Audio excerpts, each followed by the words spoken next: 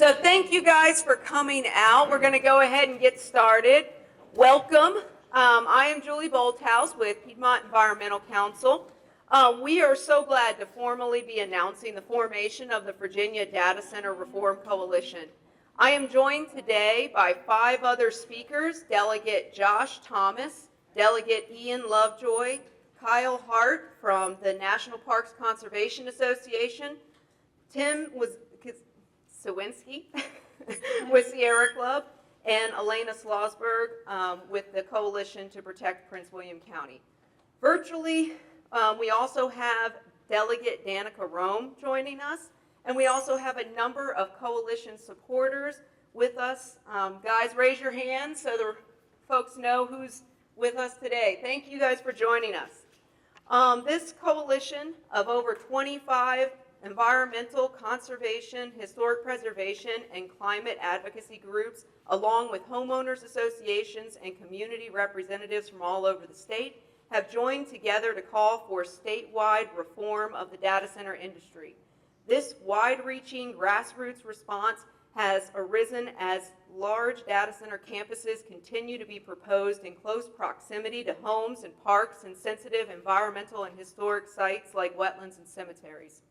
However, the impacts go beyond adjacency, as massive transmission lines, like the one behind me here, water withdrawal permits, and air permits for the operation of hundreds of large diesel generators to meet the needs of this ever-increasing data center footprint come rolling in all over our state. It is becoming clearer and clearer that these impacts will be felt by all Virginians in the form of higher utility rates, new transmission lines, declining air quality, reduced water supply, and potential failure of our state to meet our hard-fought-for climate goals. As Director of Land Use at Piedmont Environmental Council, I regularly follow land development proposals in the region. However, I've never seen anything like this, what's happened in the last year. Northern Virginia was already the largest data center hub in the world by far, but the size, scale, and speed at which applications for data centers have been coming in and being approved is astounding. Dominion's 2023 IRP forecast shows skyrocketing energy demand in the Integrated Resource Report, resulting in an additional 23 gigawatts of power, which would double our current peak load by 2035. Legal notices sent out in October show that the plan will result in more than 100% increase in the average utility bill by 2035. Virginia is at risk. Our coalition has pulled together tools to help spread the word and advocate for more state oversight. We've hosted webinars and in-person town halls. We've been meeting with partners and legislators. We've researched and created a resource library of information. PEC has numerous articles, presentations, and webinars available on our website, along with an interactive map of the regional transmission lines and that are proposed by PJM to address the data center load demand in Northern Virginia. In addition, we have just released another interactive map of data center applications on the screen over there in the state to help people understand the scale and scope of what's going on. It is a work in progress, and we hope to use some crowdsourcing to add applications over time and fix any mistakes. So please check that out. Even though Virginia has the largest data center market in the world, our regulatory oversight is behind other large markets in Europe and Asia that have also experienced data center demand exceeding available resources. We need to catch up in Virginia. With every approval, we are putting Virginians in more and more debt. Debt for electrical infrastructure that will need to be built, and debt for the harder to quantify losses of water supply, air quality, land, and degradation of quality of life. We have done a lot of work to bring this information to light and make suggestions for reform.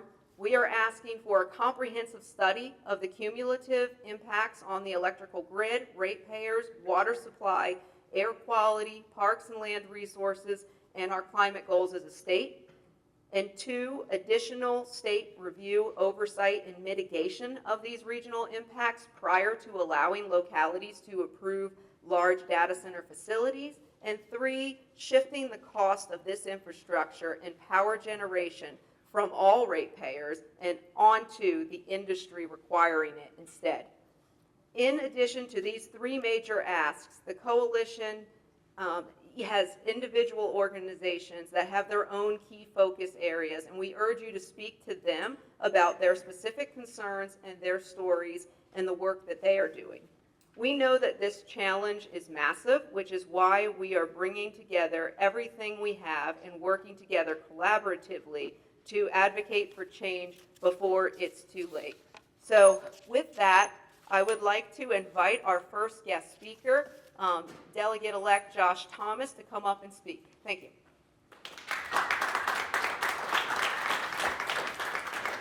Appreciate that. Thank you, Julie. I get a little feedback there?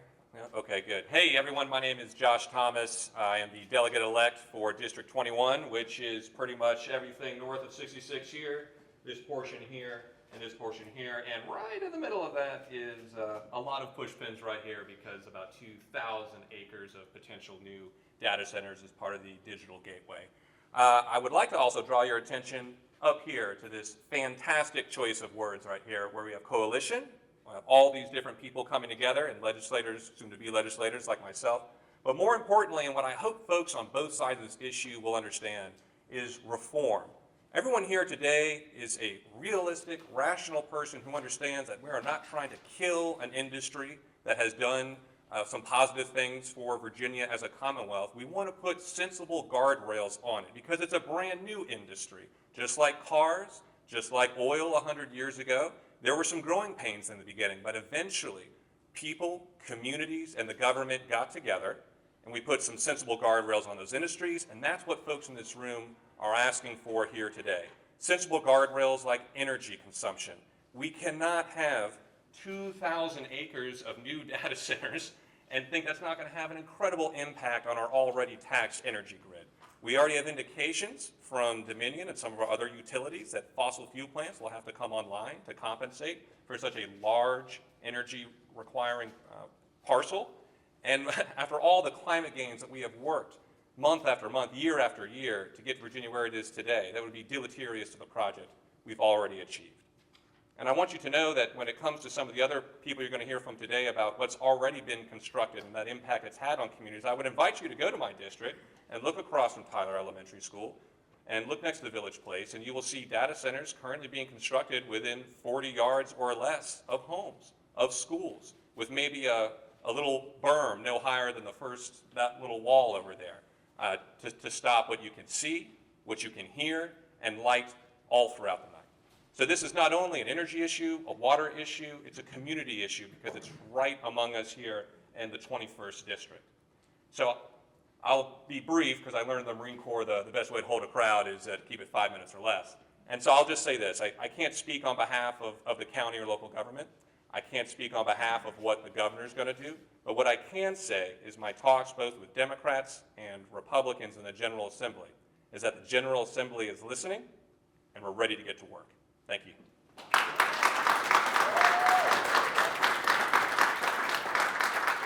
Thank you very much. Now I'd like to invite Delegate Ian Lovejoy to come on up and speak.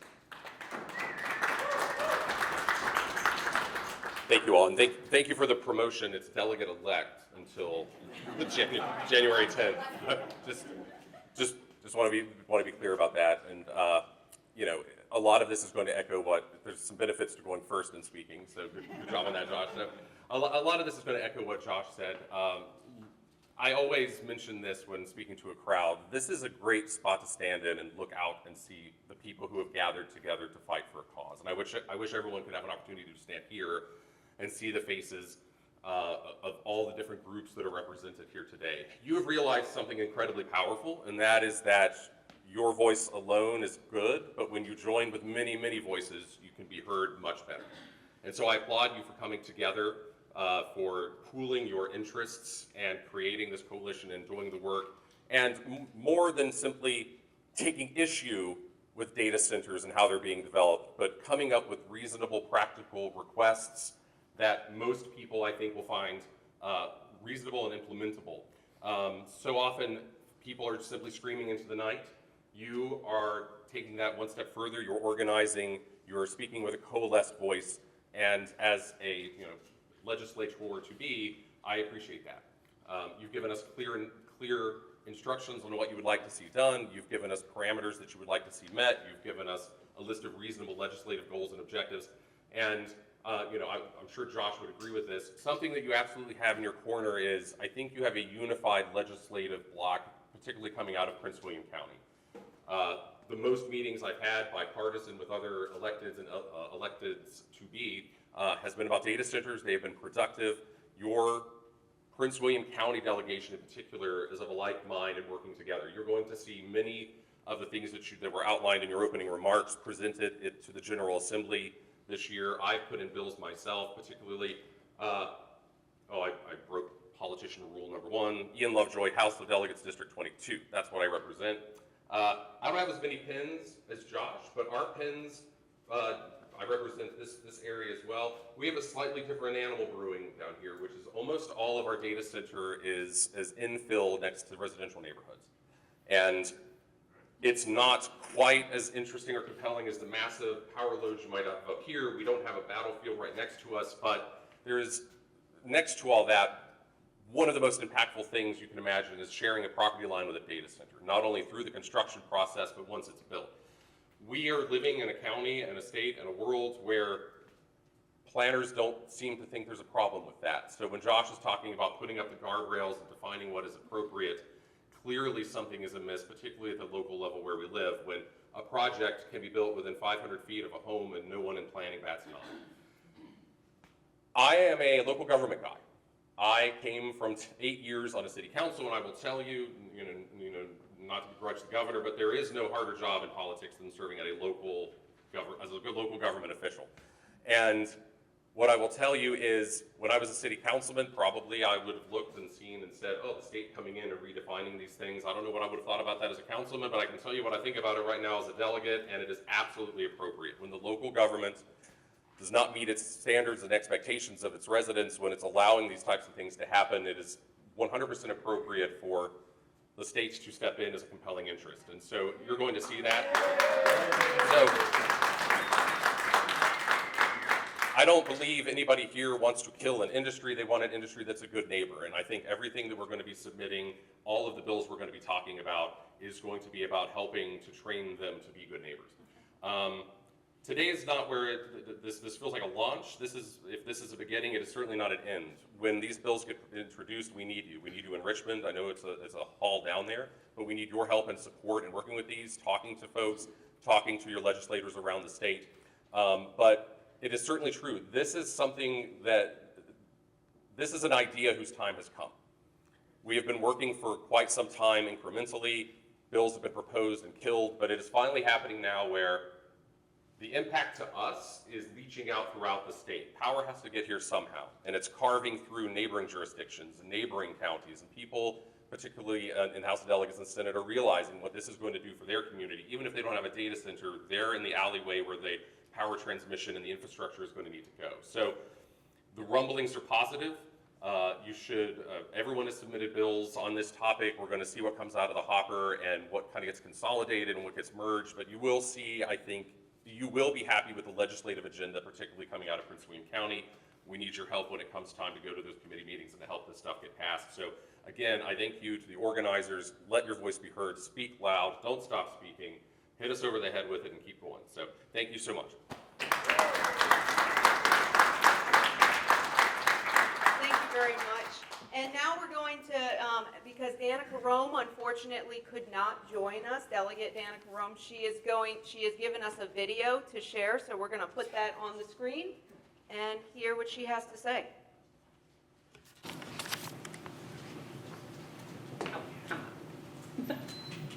Hello, this is Danica Roem. I'm the Virginia State Delegate from the 13th Hardest job. District of the Virginia House of Delegates. Grateful to represent the people of the city of Manassas Park and the western Prince William County portions of Haymarket, Gainesville, and my lifelong home Manassas. and I am the Senator-elect for the 13th District of the Virginia State Senate, which includes the City of Manassas Park, the City of Manassas, and Western Prince William County. And I want to first say thank you so much to all of my constituents and our neighbors who have made their voices heard throughout the years now about curbing data center sprawl in Western Prince William County. And in particular, one of the largest issues that's come up with this is in relevance to the Manassas National Battlefield with the Prince William Digital Gateway. And we've seen other major proposals, including the recently approved Devlin Technology Park. I've consistently opposed data center sprawl throughout Western Prince William throughout my 6 years in the House of Delegates. And in 2020, we passed my bill, HB 1030, to ban above-ground transmission lines along the I-66 corridor between Gainesville and Haymarket for the remainder of this decade, in particular to curb data center sprawl in Western Prince William County. The point of that bill was to tell the Prince William Board of County Supervisors to stop putting data centers in Haymarket, Gainesville, and nearby areas.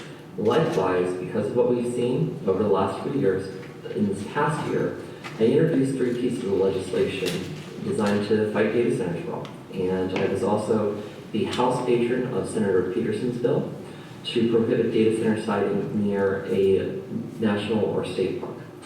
And in the upcoming General Assembly session, I intend to introduce at least 5 pieces of legislation between bills and resolutions that will be working on fighting data center sprawl in Western Prince William. Everything from siting to noise abatement to burying transmission lines to making sure that we have stormwater management protection for our waterways and making sure that residents have more of a say, that we are keeping these facilities away from our national and state parks and forests, making sure we're keeping them away from schools, from residential areas, and actually studying the totality of the impact that data centers have on not just our economy and not just the environment, but really just about every aspect of Virginia, from energy consumption to transmission facilities that have to be built because of them, to so many other aspects of Virginia life. And so again, I want to say thank you so much to all of my constituents who have continued making their voices heard. And I want them to know, and I want my constituents at large to know, that as someone who does not take money from for-profit corporations, corporate PACs, corporate lobbies, or corporate trade associations, and as someone who has made sure that I've earned 100% ratings all 6 years I've been in office from the Virginia chapters of the League Conservation Voters and the Sierra Club, that I take my commitment to environmental protection seriously. And that this upcoming session, this will not be about lip service, this will not be about hollow promises. We're going to do the work, and we will lead from the front when it comes to fighting data center sprawl in Western Prince William County. Thank you so much.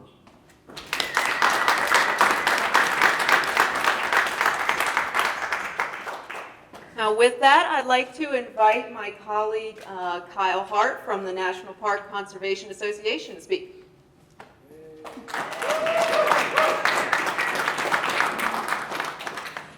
Thanks, Julie. I have a bunch written down here. I'm unsure how much I'm going to stick to it. I know my media person would be mad if I don't, but I might go off script a little bit.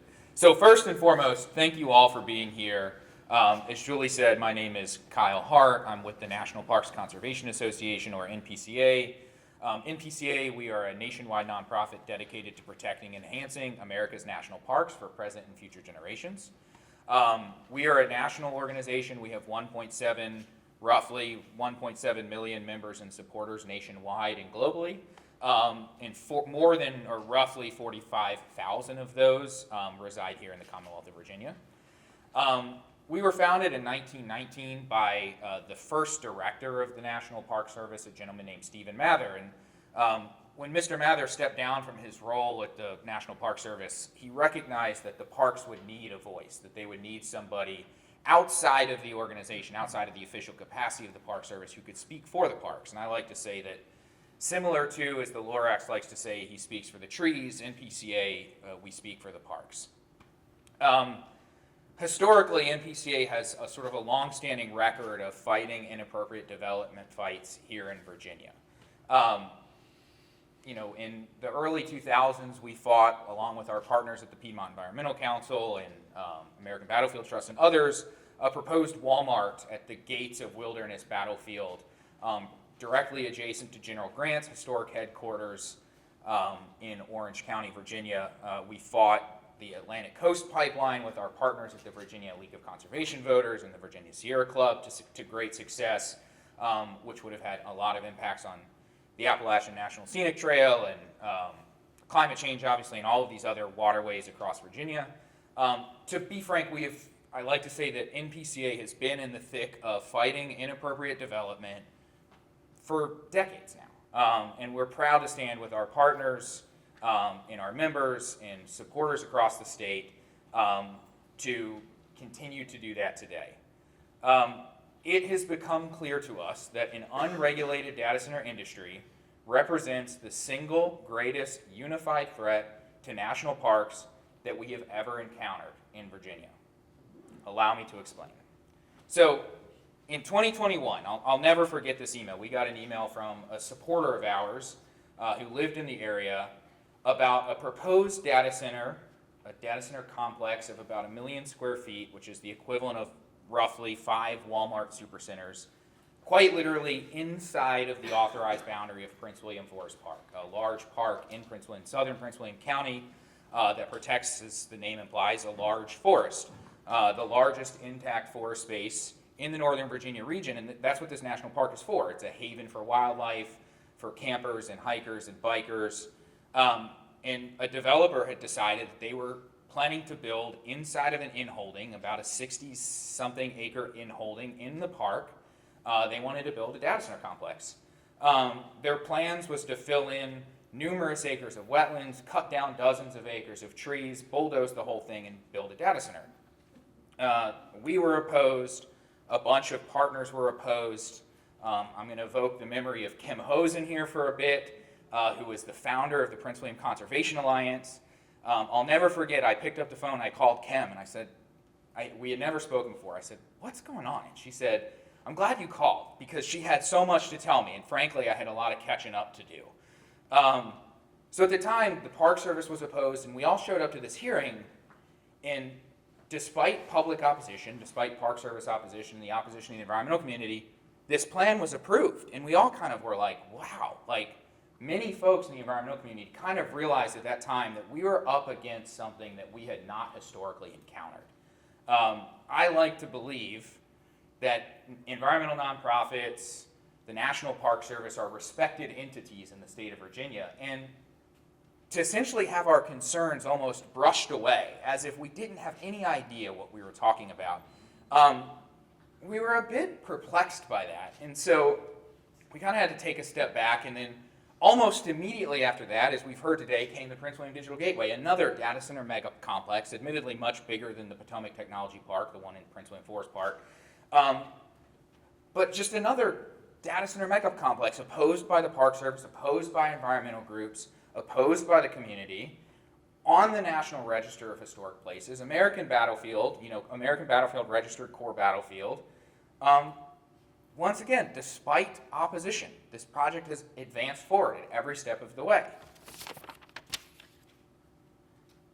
That plan, of course, as many of you are aware, comes before the Prince William County Board of Supervisors here in a couple of weeks, December 12th. We will be there. I know many of y'all will be there. We plan to continue to oppose these, but we have consistently been, frankly, surprised at the pushback that we've gotten when we have raised what we believe to be very valid and serious concerns about this industry.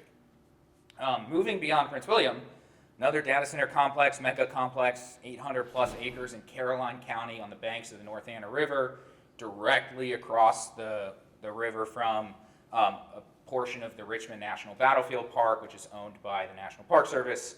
Another project at Wilderness Battlefield. I touched on Wilderness before, where there was once a Walmart planned. Now we're seeing a data center mega complex. This is just, it's a concurring issue. And then, of course, beyond that, that doesn't even get into the extensive negative impacts that this industry is having on parks beyond their physical footprint on the ground. As Julie touched on, new transmission lines all over the state and all over the region plan to impact Appalachian National Scenic Trail, Chesapeake and Ohio National Canal, Historical Park, and even Shenandoah National Park are all set to be impacted sort of by the far-reaching tendrils of this industry.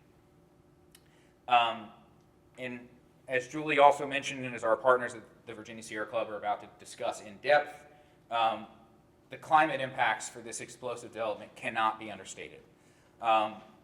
As many of us in this room are well aware, climate change is arguably the biggest threat to national parks nationwide. Drought, wildfires, sea level rise. NPCA, we like to say that unfortunately no park is safe from the negative impacts of a rapidly changing climate. Virginia, as a state, must do more to require the data center industry to go above and beyond in offsetting their carbon pollution, mitigating climate change,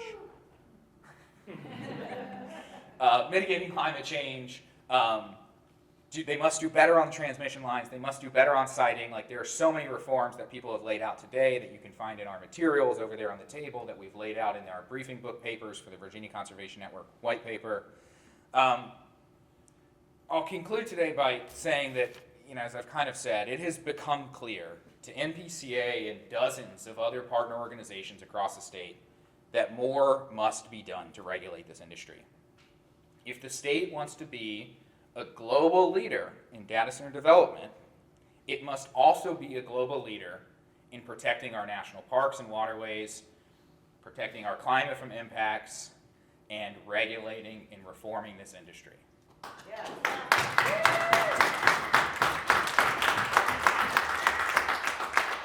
People come from all over the country and all over the world to experience the wonders of Virginia's national parks and learn the lessons from our hallowed battlefield grounds. We cannot and we will not allow this industry to wreak havoc on the very places that make the Commonwealth special. We are excited to support and advance common sense reforms on this industry in the 2024 General Assembly. With that, I'm excited to announce Tim Cywinski with the Virginia Sierra Club. So thanks, everybody.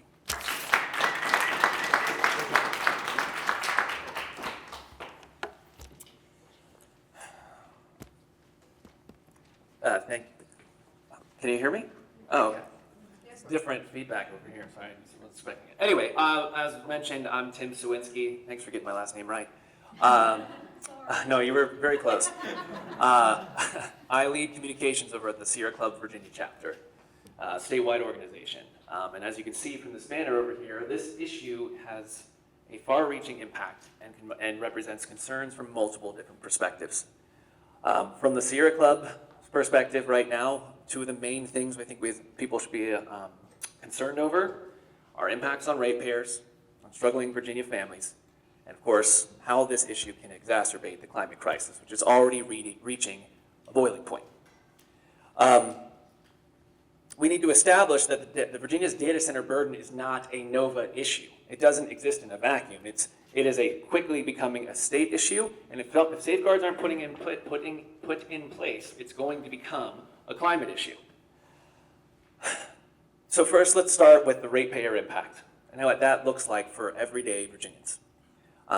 Julie already mentioned that if nothing's done to put safeguards in place to make sure that the industry that has received, if not the most, but some of the most beneficial tax breaks of any industry in Virginia do not have to put up their share of the bargain, we get left with the bill, consumers. Virginia's families shouldn't have to foot the bill for the world's internet access. But that's essentially what we're doing right now. And every single time a new transmission line is put in, every single time we have to build a new fossil fuel power plant, as Dominion plans to do, that gets rolled into our monthly bills. In 2022, 25% of Virginians claimed that they had to choose between affording basic goods or paying their electric bill. Nearly a quarter of Virginians said that. Every single time we have an impact on their ratepayer bills, it could mean the difference between them affording food or medicine or being able to keep the heat on. That is the choice people have to face. And our leaders and the industry themselves need to be held accountable for that. Virginia is supposed to be a place where everyone can thrive, and that can't exist simultaneously if we have a reckless, unregulated expansion of an industry that will result in increased energy bills for everyone. The second side we want to focus on, of course, is the climate impact. You cannot separate the data centers from the climate crisis because Dominion Energy, our largest utility, our largest power supplier, and also our largest polluter, is using them as an excuse to build a new fleet of fossil fuel plants. We have seen the wildfires from Canada come down. We have seen the air quality issues in community after community, and now they want to build more power plants that will make these problems worse. That, according to, as was mentioned, according to Dominion's Integrated Resource Plan, their 15-year plan, they have to build several new natural gas methane chemical plants in order to keep up with the energy demand. Right now, they don't have enough capacity to generate power for what's already proposed, and yet so their backup is to build new fossil fuel power plants. That will double the amount of greenhouse gas emissions that are causing the climate crisis, reaching us to a boiling point if they get approval for this. That is, they have pointed exclusively to data centers as justification. Not any other factor. It is data centers and data centers alone that Dominion Energy is using as an excuse. And the data center industry has claims that they have climate commitments. Well, you cannot ignore this issue and have climate commitments. Those two things cannot exist at the same time. So if you can either use your influence to make sure that Dominion Energy is sticking not just with state law, but also just basic principles of protecting people from pollution, or you can be complicit. That is something the data center industry needs to know and needs to acknowledge. I want to don't just speak about these things in the abstract. Right now, we are experiencing a real-world impact because of the data centers, their energy need, and how it relates to people's lives and livelihoods in the present. Dominion Energy has proposed a massive gas-fired power plant in Chesterfield County, Virginia. And with this power plant, if built, will cost over $600 million to $1 billion that will be rolled into our energy bills, but also it is located less than 2 miles away from an area, a neighborhood where 22% of the people live below the poverty line. And by the way, this end is a predominantly black community. Fossil fuel plants like this, they do this on purpose. They pick parts of Virginia that they think have the least amount of power. This is just as much of a climate issue as it is a justice issue, and you cannot separate the data centers from their culpability in this. This power plant will be located less than 0.7 miles away from a community center that is one of the central pieces of this neighborhood, and that's where children play their soccer games. What is more fundamental than children being able to play outside? And they should be able to do that without having to worry about breathing in toxic air. That is what this looks like on the real world's level. That is what this impact has on people's lives. And whether you're an elected official or you're an industry leader, any decision maker at any point, or whether it's just us, Virginia deserves better. And we look forward to making sure that there are safeguards put into place to make sure that regardless of where you live, regardless of what you look like, regardless of how much money you make, the data centers industry will not have a negative impact on your life. That is what we deserve, and that is what we're going to get. Thank you.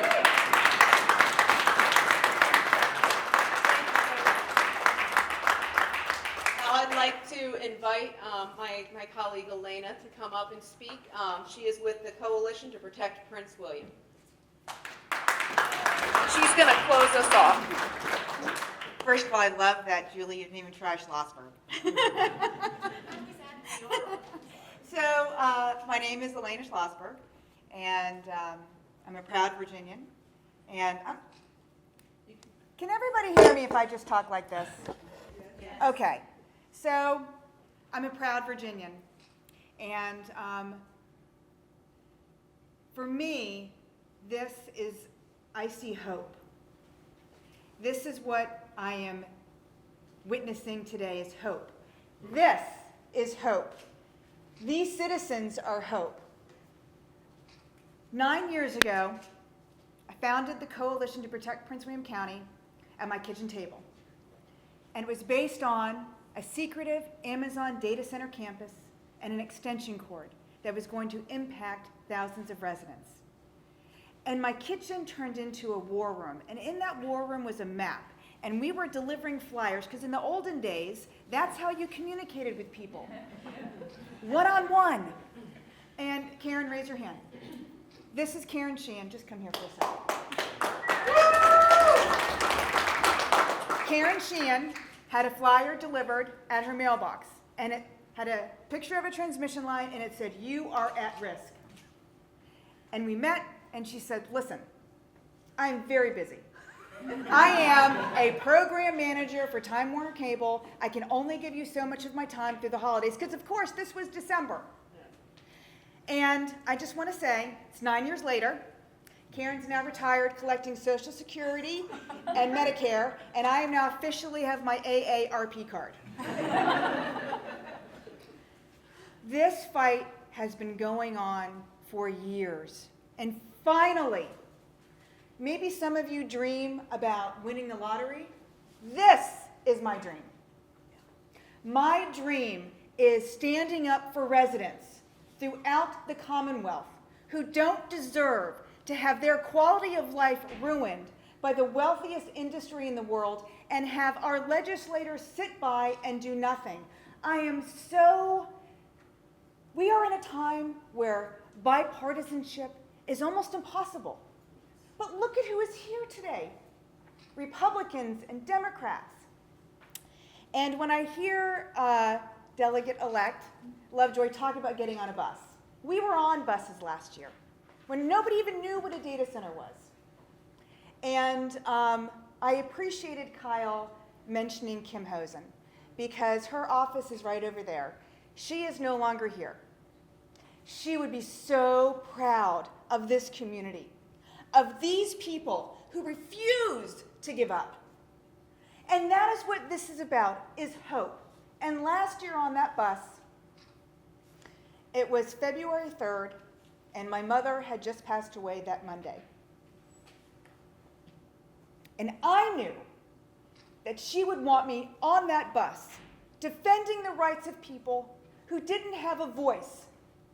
And that is why we are here today, because citizens throughout the Commonwealth don't have a voice in what's happening. Why do we protect clean air and clean water? Why do we protect parks? Why do we protect the environment? We protect it for people. So I want to say that I am just so hopeful for tomorrow. And I want other people in Virginia to understand you cannot give up. That line right there, that goes through a historic district, which I happen to be visiting my husband's friend. I'm not quite sure where Waterford is. Okay, so we're visiting my husband's friend to pick up some piece of equipment. And I had never been through Waterford. Have you been through Waterford? Yes. It's like going back in time. I had no idea it existed. Those people have kept this piece of history for all of us. And I remember saying to this couple who lived maybe 2 miles away, wow, so now when I drive through Virginia, I go, data center, transmission line, data center. We're all under assault no matter where you are. So I say to this couple, wow, it's so beautiful. Do you worry about data centers coming? Do you worry about, how this could impact you? Because he knew what was happening in Prince William. And he says, oh, no. Waterford is a historic district.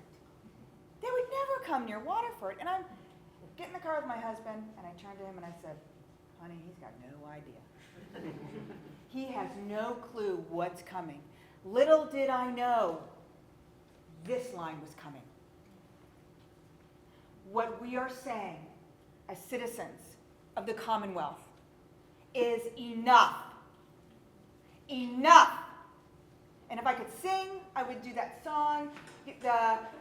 We're not going to take it anymore, but I'm totally tone deaf. We're not going to take it anymore. This industry has to come to the table. They are the ones that have to come up with a solution, and our elected leaders need to protect us and make that happen. Yes. That's all I have to say. Thank you to all of our speakers for those great presentations. And I do want to give just a few moments for question and answer unless someone gives me the hook and says absolutely not. Okay, all right. So a couple moments for question and answer. Any questions? And my speakers, if you guys want to come on up here to help me answer. Don't leave me hanging. Yes. Hi, I'm Jill Palermo. I'm the editor of the Prince William Times and the Fauquier Times. And this is a great achievement, and congratulations to you all. But regular people who are watching this will say, isn't this too late? I mean, we just had this approval of 9 data centers in Dublin. Next week we could see as many as 37 being approved in the Prince William Digital Gateway Corridor, which I think might be the largest single approval we've ever seen in the state, but please tell me if that is true. So what do you say to people who say like, aren't we too late? You guys jump in, but in my line of work, you're never too late. I mean, we could have said that about climate change, we could have said that about biodiversity, we could have said that about all the battles that you fight within the environmental field. And so we can't give up. I mean, there is no other choice, really. I mean, you have to keep fighting. And like you said, some of these decisions haven't been made yet. The 37 data centers haven't been voted on yet. That's not until December 12th. And there's still several other big, large proposals in the works in Hanover, Henrico County, Surrey County, which are dozens of data centers too. So I just want to add, just very quickly, about not giving up. In the Haymarket transmission line fight, a line and a route was chosen, and you would have thought we would have given up. Guess what? We didn't. We fought for another 4 years, and you know what happened with the Haymarket transmission line? It's partially buried underground. Now, we didn't get the line extension policy, which would have made these bulk load customers pay. But we are at a new place now, and I believe that our elected leaders have power of their own to control this industry. They don't have a choice. It's not that we don't have a choice. They don't have a choice. Because if they want to get reelected, if they want to protect the state of Virginia, they're going to need to figure it out. And this industry, the data center industry, is going to have to step up, because I have a news flash for them. We're all on the same train, and we're all headed towards the same cliff. And if they can't get power and they can't get water, they're in just as much trouble.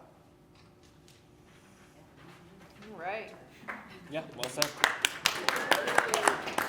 Any other questions? Yes. I'm Scott Shanker from Greenland Star. We cover the Fredericksburg area. A lot of data centers proposed, Spotsylvania, Stafford, Carolina, King George. Spotsylvania has agreements with some things they believe will mitigate impacts, like reuse water. Let's talk Maybe about you that. guys can talk about that area and what you think about the projects and plans there. Industry loves to use terms, but they don't give the full story, and reuse water is one of them. I was at the Caroline County meeting when the industry was proposing their reuse water side of things. What they don't say is that it only saves 25% of the water. Now, the approved project there, approved, but the fight's not over, the first part, it's supposed to be multiple-based campus, is going to take up 380,000 gallons of drinking water per day. And when they get to that point, they want to reuse that water, but 75% of it will be gone. They only get to reuse 25%. So tell the whole story. Transparency is an important part of this issue, is that we haven't been getting the full context of what this is, and neither have our elected officials. I've been doing this long enough to know that if it sounds too good to be true, it probably is, and that's certainly what we're getting from the reuse water argument. And I would actually add that we're also getting that from the renewable energy side of things too. Yeah. I mean, you can see that with the fact that we need to build all this additional power generation, but also we actually dug into the numbers that AWS has put out there for their commitments to renewable energy and what they're putting into PPAs and RECs. And then you compare that with the number of data centers that they have on the ground, and you do some rough estimates about how much power they're likely using, because they won't tell us how much power they're actually using. So you have to kind of estimate based on industry trends.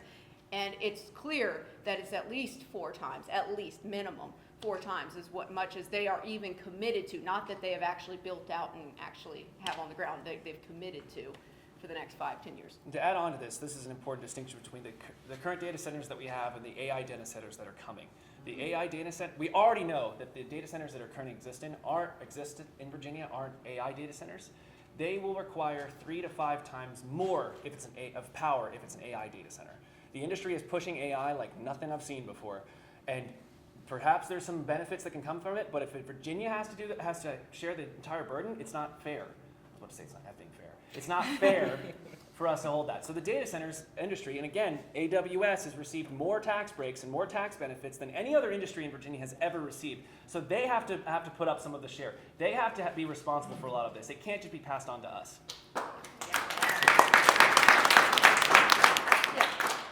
So you mentioned. Can I Oh, sorry. add on something? Elena and I met 2 days ago with a Virginia senator. Good long meeting. And she brought up the point that, oh, the data center industry, they're saying, we're gonna get to use green energy for this. So we shot that down. Elena shared how much acreage would be needed for the solar panels to supply, just for Devlin Technology Park, all the power needs. And she said, oh, they lied to me. Sure. Yeah, it's also, this is an important thing. If you're getting power as a data center, Dominion Energy has to supply that power. It's part of the law right now. That is something that our legislators should take note of because they can't decouple themselves from Dominion right now. So when they're talking about energy and clean energy, as I just mentioned, Dominion Energy is not going with clean energy. It's not going with things that aren't going to impact our air negatively. They're going with fossil fuel plants that are very harmful to not just our climate, but also to our communities. And why is that? But Why hasn't Dominion moved into modernity and tried to do what everybody else is asking for, the state of climate statement a couple of weeks ago, and all of the fifth assessment of climate? We're asked to have more renewable energy. And the renewable energy of solar is the cheapest form of energy. It's just a high capitation investment. So why is Dominion so reckless with our environment, and why have they not pursued a more modern approach to energy production? I mean, it's a big question. okay, you'd have to. What's wrong with their leadership? Well, let me just point to the problem. So you also can't decouple the load demand of this industry is like no other. It's unprecedented. They've It's- said that repeatedly, and so is PJM. So if you have, for instance, the Devlin Technology Park, which is now in blue. This is now in blue. This is the Devlin Technology Park. Conservatively, maybe it's 1 gigawatt. Okay, just talk about that one that's just approved. I think that's conservative. Yeah. So that's 1,000 megawatts. That's enough for 250,000 homes. Let's talk about solar. I am a big supporter of solar. We actually are, we have a solar, ground-mounted solar panel on our property, and we're getting money every month. So I'm a big supporter of solar. But in the context of this industry, you would need for those 1,000 megawatts, calculating in, bad weather, only, difference between summer and winter, 40,000 acres of solar to make up for the load demand. 40,000, that's just one data center campus. It's not feasible. This industry must innovate. And part of the reason the coalition proposed this line extension policy, because we believed if they had to pay for their power, if it wasn't socialized among all of us, while their profits were privatized, you would see, necessity is the mother of all invention. They would have to innovate. So one of the things I think is really important to understand is that other countries, for example, the EU, they require the power generation to be figured out prior to approval of data centers like this. The issue is exactly what we just said before, transparency. We don't have transparency around the energy use that's required before we're approving these data centers. So we are coming in with projects like Digital Gateway, and nowhere in their application have they said how much power that's going to demand. We've estimated that it's around 3 gigawatts, but that's just a rough estimate off of industry trends and me just doing back of the napkin. They are not telling us this information, so this is the tail wagging the dog. Basically, the industry gets their approvals from the locality that has no clue really what they're approving from a regional ramification standpoint, and then we get the bill. As ratepayers, we get the bill. As landowners, eminent domain is used to collect on what they need. And so we have to, this is why we need state oversight.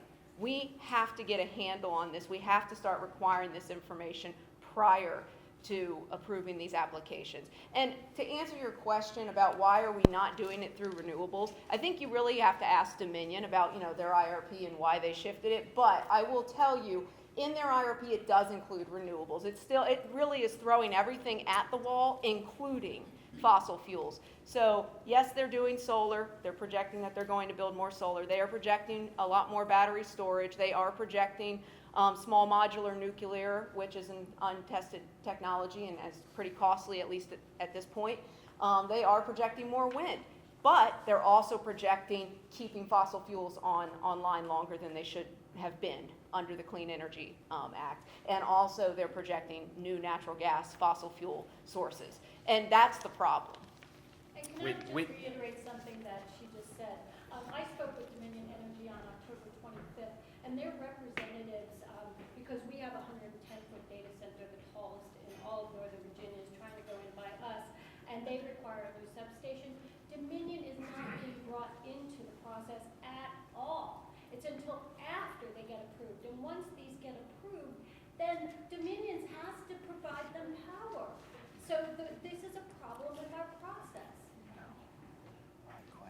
So my question dovetail with that, the NDAs, like what can you do with this comprehensive study, with the people putting the study together, have this information before the projects, or would it just be extrapolating? Because the other, when you talk about innovation, one of the things the industry will say is we're getting better and better at water management, at data center storage, at energy use. So how do you even do the math on, without the data and with the hopeful analysis, right? I mean, I think you can make estimates. I mean, that's how I've been making these estimates with like Digital Gateway using an estimated around 3 gigawatts of power. So, I mean, you can do estimates based on industry trends, same thing with water usage. And then I would say we have to start requiring transparency. I mean, our legislators have to start saying we want to know how much energy you're using and how much water you're using. are there bills? Are there Yes. Not maybe at Well, this point. people are discussing, Yes. yeah, one of the bills that Senator-elect Danica Roem is considering would examine that and require some of that in the application process, water and energy use, sort of in the application process, this is how much we're gonna use, this is where it's gonna come from. This is a core piece of the issue. We shouldn't have to be doing this. Yeah. Yeah. It That's shouldn't be true. us to have to find this. I haven't done anything.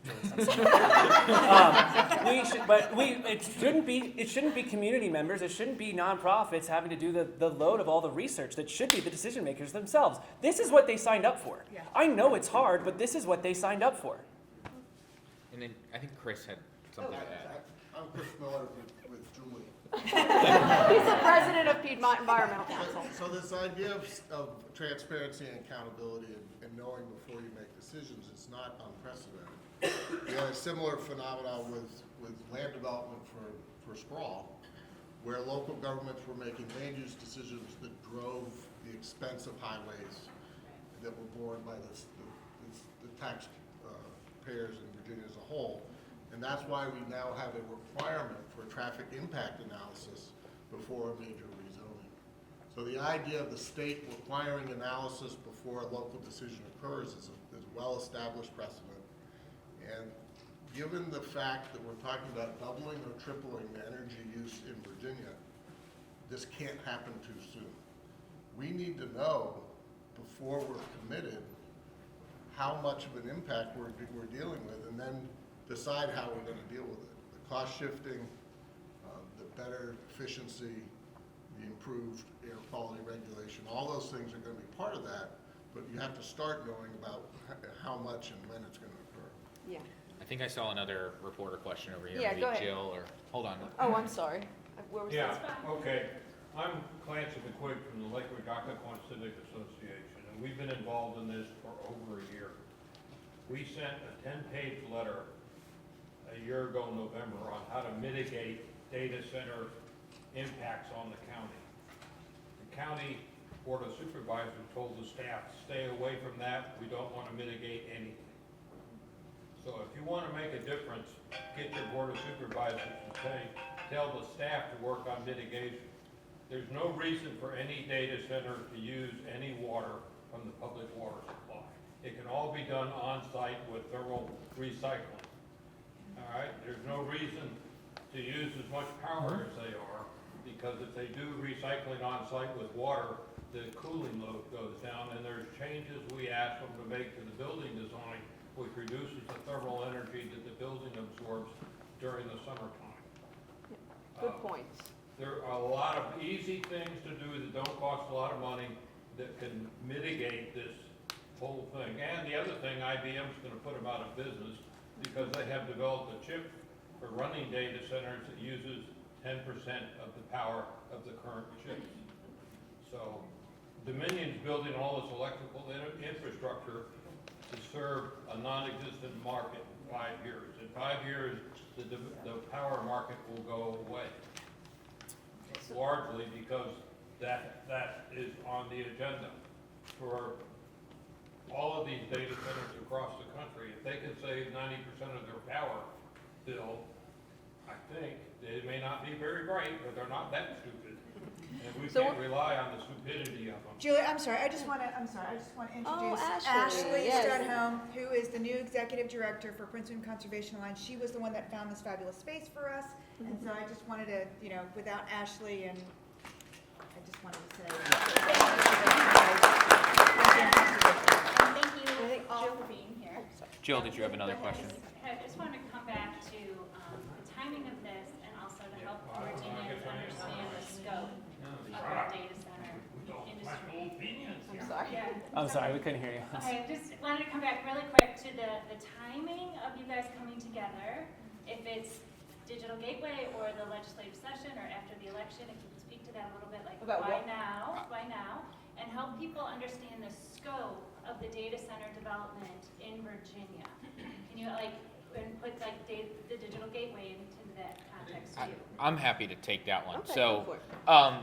I think it's all of the above. So first and foremost, several, as y'all are probably aware, several bills were introduced in the General Assembly session last year that failed. And as an industry, or as like a community, we all knew that bills were coming, but we were a bit, frankly, kind of unprepared. We were playing catch up. Senator Chap Peterson and Delegate Danica Roem were introducing bills, and we were kind of scrambling to support and organize lobby days. And so this is our attempt. And so, to be honest with you, this idea has been brewing since March, probably. Yeah, we've where- actually been meeting, we've had 3 meetings Yeah. already, so it's not like the group wasn't already kind of discussing. So the answer is yes. It's the timing is certainly ahead of the General Assembly session. We had elected officials that have stepped up and said they're going to carry bills for us, and so we knew that we could invite them and bring them formally into the fold. And yes, we have several big decisions that either have recently occurred or are occurring in the next several days, and that that can't be understated, right? Like it's this broader. I like to say that the ground is shifting in Virginia on this industry, and this is what that looks like. I've mentioned this before.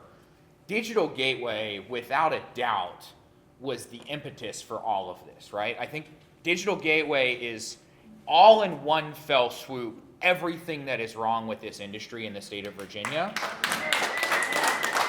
In this sort of microcosm in one place, next to parks, ignoring community concerns, terrible sustainability measures, NDAs, government secrecy, like all bundled up into one. So I But think, it's not the but primary it's not driver exactly. of why everyone's involved. But you look at that map, and that map is at the end of the day why we're all here. But I think it's also important to point out, Julie, we were talking on the phone, because we do almost every day, and we started talking about Henrico County, Caroline County, Orange County, Hanover. So we think we're experiencing, that first line is for Data Center Alley. Only for Data Center Alley. More are coming, so now. We are literally building more data center alleys, not more data centers, more data center alleys. Right, Yeah. and that's the way PJM and Dominion talk about the data center planning initiative, which is going to encompass the entire state. They now talk about Loudoun, Prince William, and all the way down to Spotsylvania as Data Center Alley, Virginia. How much are we willing to sacrifice of our state for one industry? It's like, we've let the kids loose in the candy store and they're shoving it all in their mouths and no one's saying no. And this is an important distinction again, just like with fossil fuel projects. Once they get one approved, the industry thinks they can get more approved in one concentration of places. That's what we're facing. That's what we're looking down the barrel of. And again, for the scope of your issue, what was that? That's what we've seen. That's what we're The seeing, reality. exactly. Exponential Yeah. increase. One data center, let's bring 12 more. That's their approach, and this is just with development planning. That's generally how they operate. And as you can see, also. Can I finish asking my question? Oh, I'm sorry. You never let me ask my question. Oh no, sorry, sir. Why? This is a fundamental question that you all need to contemplate, because I don't understand it at all. Why do the citizens of Prince William County keep re-electing the Board of Supervisors, which apparently hates Prince William County. I don't understand it. It doesn't make any, you all talk about your political influence. You have none. None at all. They got money and they got all the influence they need. Why do we keep doing this? You know, there is no political influence on this. The vote for this data center package they just passed was 5-3. Yeah, thank you for sharing your opinion. And honestly, I don't think we're really talking about political influence necessarily. We're not saying that we have political, influence over anybody in particular. The goal here is really to promote a message. We're trying to show that this is a widespread issue that is touching a variety of environmental preservation, environmental justice, climate change, homeowners association groups. This is widespread. This is touching everybody. Everybody who pays an electric bill is being affected by what's happening here. And that's what we're trying, that's the point of this. And the reason we have is we all have opinions and we don't have votes. yeah, we Okay, cannot so speak you're running for into Prince society William that County relies on residents. votes, not opinions. Right. I think as a voter, you should whip some people up and try to make sure there's change on that. Your opinions are good. Thank you. There's nothing Yes, wrong sir. with your opinions. Michael Myers from the Richmond Times-Dispatch. Have you addressed these concerns with Youngkin, the governor, and his administration? If so, what's been the response? So we got to remember the coalition is very broad. Yeah. And so there's a variety of people in it, and some of them have brought these issues to the governor and had individual conversations. I don't know that we have had any particular response that we could really speak to at this point. We'd love it. It would be Yeah. great if you could invite us to a meeting. Yeah. If you want to put that in your paper, we're ready. We're ready to have that conversation as soon as he's game. We are too. You cannot hide the impacts of this industry anymore. There's no more obfuscation of are they renewable or are they not. We've got a transmission line going to West Virginia that's probably going to connect to coal. Yes. So you cannot hide a 110-foot tall, 500 kilovolt transmission line. You cannot hide citizens from throughout the Commonwealth responding to these impacts. So we hope that the governor will see that any elected leader with a future in politics is going to have to respond to the concerns of the community, and that these are not NIMBY. These are not NIMBY concerns. The quality of your water, the quality of your air, the quality of a reliable grid that you can depend on, this is much more than NIMBY. And He campaigned on the promise he would be a governor for all Virginians. This is an opportunity to prove it. Meet with us. Yep, absolutely. But I'm sorry, I'm Brenda Robinson. I think that was his point though. Because if it's a political issue, because it does become a political issue, it doesn't become a political issue versus Republican versus Democrat or Right. anything like that. But we do need to find people that are living with the understanding that your politics, if you're not doing the right things in politics, we're not going to vote for you. That's the point of this, isn't it? Because if they can get in there and do whatever they want, right, then we need to put them out. And I think that was the gentleman's point. We need to put them out because it doesn't matter if you're Democrat or Republican, independent or otherwise, right? If it's affecting us all, I think the message should be, if you want to make it to the office, if you're not on this team, you don't make it. That's the point, isn't it? well, I think I would take the inverse of that. Just so the powerful message of having delegate-elect Lovejoy and Thomas here, both from different parties, Right. both running on a message that our constituents are telling us this is impacting their lives, and this is how we got here. So I'd like to think they are modeling the path forward, and that's what we want to support. We can support a positive message of they were elected, and now they're following through. They're going to, and Delegate Roem as well, and we know there are we know they are not here today, but there are elected leaders on both sides of the aisle that are going to be supporting this. And we believe that that positive message is going to, so there's a lot of that, right? And now the wind is blowing in the other direction. So I don't really want to shut down question and answer, but unfortunately we do have to be out of this space. Like we don't have this space indefinitely. So I would say we're gonna start packing up. I appreciate all of y'all coming. You know who we are. We have a press packet. We have information. Come find us. Come talk to us. But we do have to be out of here in 15 minutes. So. Oh, yes, and please speak with the other members of our